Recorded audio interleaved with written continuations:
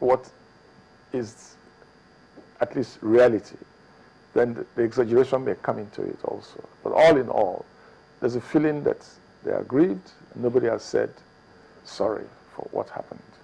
Will sorry make it better? I think it does if it comes from the heart. If it comes from the heart, I think it does. You don't have to say it, but the way you relate with me, the way you take me, will convince me whether you feel sorry or don't feel sorry. You know, at all levels, at the political level, at the social level, etc., etc. The oil companies have been accused of not doing enough for the oil-producing communities. As a former external affairs director of Shell, how much is enough? That's a difficult or complicated question. Let's put it that way. First and foremost, I worked in the oil industry. I have always argued that it was wrong for the oil industry to pretend to know what the communities want and to go ahead then to provide whatever it is that the communities want. So what the oil communities, oil producing communities needed and still need is that adequate resource from petroleum should be made available to them.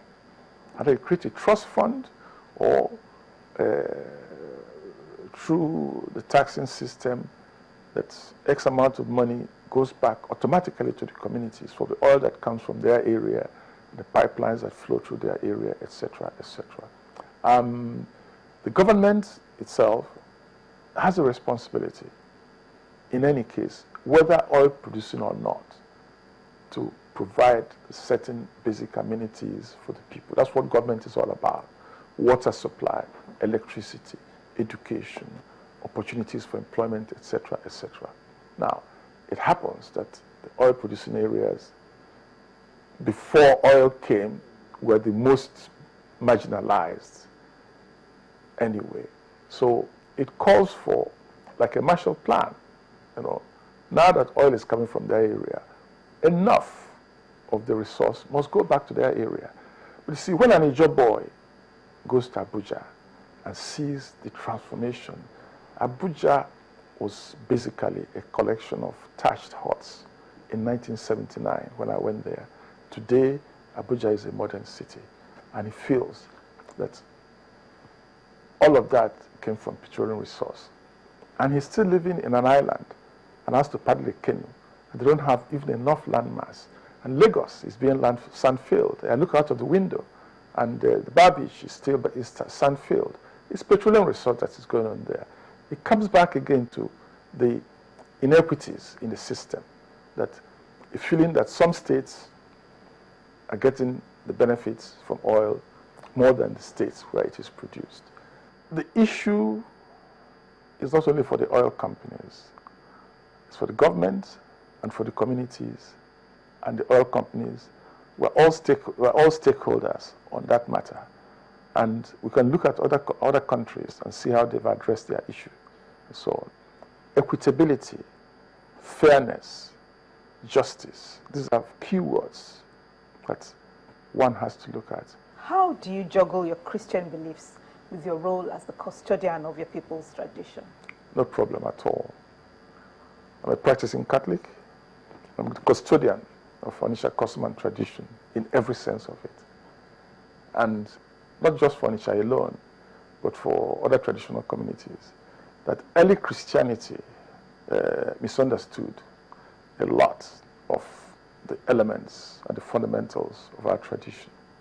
And it was an easy way out to condemn what you didn't understand, what didn't fit into your own mindset, rather than settle down to try and understand it. But a lot of change is taking place. In the seminaries now, they study the elements of tradition and customs and so on. And I went on a visit to a seminary, And after the Mass, which was quite pleasant and enjoyable, then the seminarians went to have a small reception for me. And part of the reception was the club of the masquerade. And as the Obi Of Onitsha, I don't see masquerades. So my people had to go and tell them that, and the masquerade, of course, ran away. But seriously, there's better understanding on the side of the Christian leaders of the culture and tradition of Onitsha. I can say that authoritatively. At Onitsha also, we are looking at those customs and traditions and trying to understand why our ancestors did what they did and whether they're still relevant in today's world and what parallels of what our ancestors did with the church. And there is a lot of parallel, and that is the amazing thing to everybody, that there's so much parallel. Breaking the kola knot, for instance, you pray over the kola knot to God, which is the only God we have.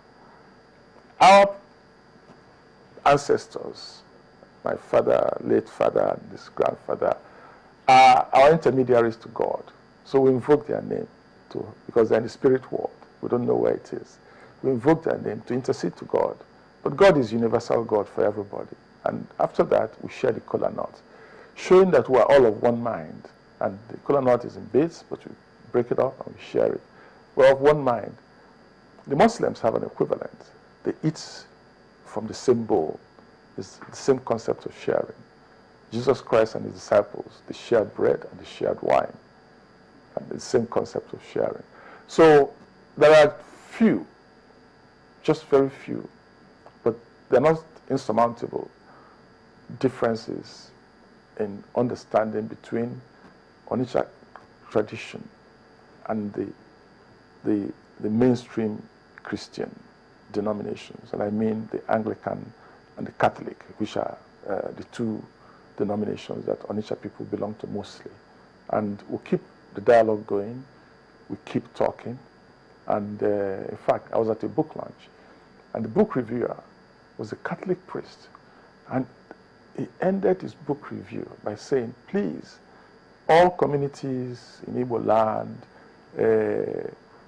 all those deities, which they call gods with small g, but let's call them deities and symbols of your custom and tradition that you used to destroy, please don't destroy them anymore, because they're part and parcel of your heritage. So there's better understanding, and we'll keep working at it. Your Royal Majesty, we thank you for your time, sir. Thank you. And we thank you for watching. Please join us next time when View from the Top returns. But between now and then, let's continue the conversation online at channelstv.com. And please follow me on Twitter and let me know what your thoughts are on my conversation with His Royal Majesty, Igwe Nnaemeka Achebe. We thank you again and wish you a wonderful day.